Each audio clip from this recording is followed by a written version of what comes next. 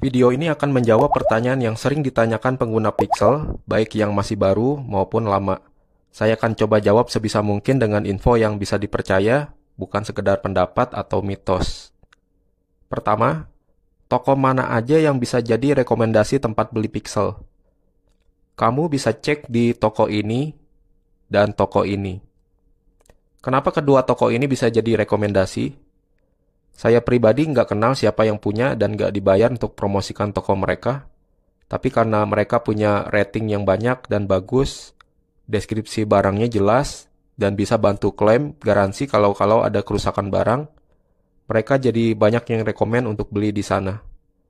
Tapi bukan berarti toko-toko lain di luar kedua toko ini nggak bagus ya. Masih ada lagi seller rekomendasi lain, baik yang perorangan ataupun memang toko handphone. Tapi nggak mungkin kita bahas semuanya di sini.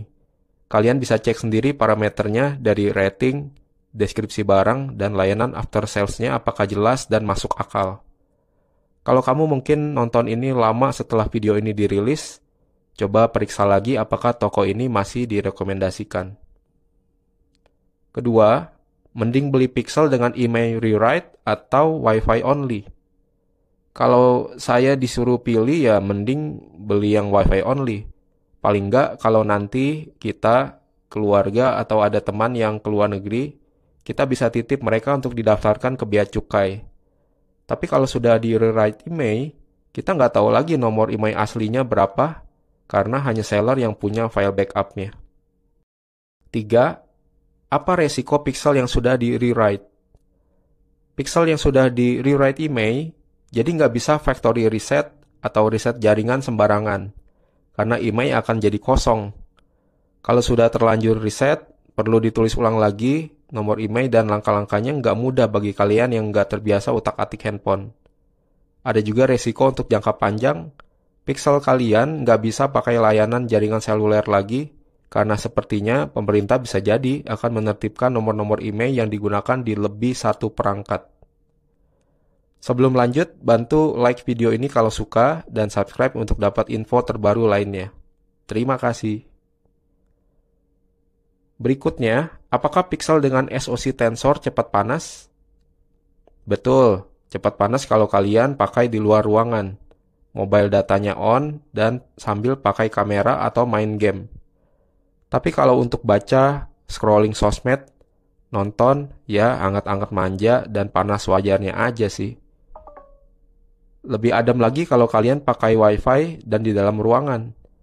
Jangan lupa update ke Android 14 karena udah terbukti banyak yang bilang jadi lebih adem dibanding versi Android sebelumnya. Berikutnya, boleh nggak charge Pixel pakai adapter charger USB-A atau USB-A? Kalau lihat info resmi Google di halaman bantuan ponsel Pixel sih boleh-boleh aja ya. Di situ tertulis, untuk mengisi daya ponsel dengan adapter daya USB-A, gunakan kabel USB-C ke USB-A. Tapi Google juga info, cara ini akan mengisi daya ponsel lebih lambat daripada USB-C. Jadi boleh pakai USB-A, tapi bukan berarti asal pilih juga ya. Pertimbangkan juga merek, besarnya daya, dan teknologi pengisian yang dipakai. Silakan lihat video ini untuk penjelasan lebih lengkapnya.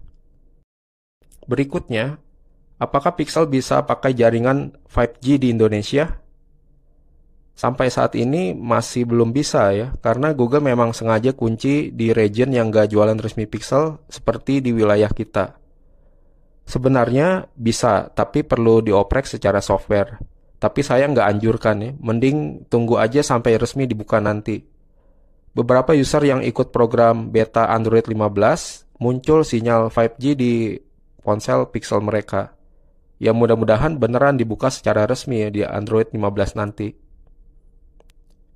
Terakhir, apa bedanya Pixel dengan ponsel Android lainnya?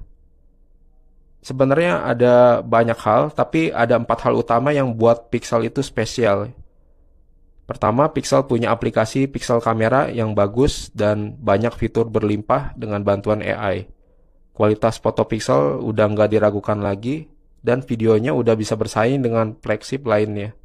Bahkan aplikasi kameranya banyak dimodifikasi menjadi Gcam supaya bisa dipakai di Android merek lain, dan berharap bisa sebagus Pixel. Kedua, Pixel menggunakan software Android murni yang berjalan mulus, tanpa bloatware dan iklan. Pixel juga selalu duluan mendapat update Android versi terbaru dan update bulanan dari Google. Mulai dari Pixel seri 8, bahkan dapat jaminan update selama 7 tahun.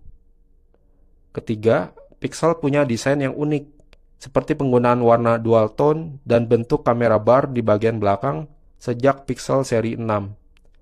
Dulu memang Samsung pernah pakai desain seperti ini, tapi untuk saat ini belum ada lagi merek Android lain yang punya desain seperti Pixel. 4. Pixel punya fitur AI yang berlimpah.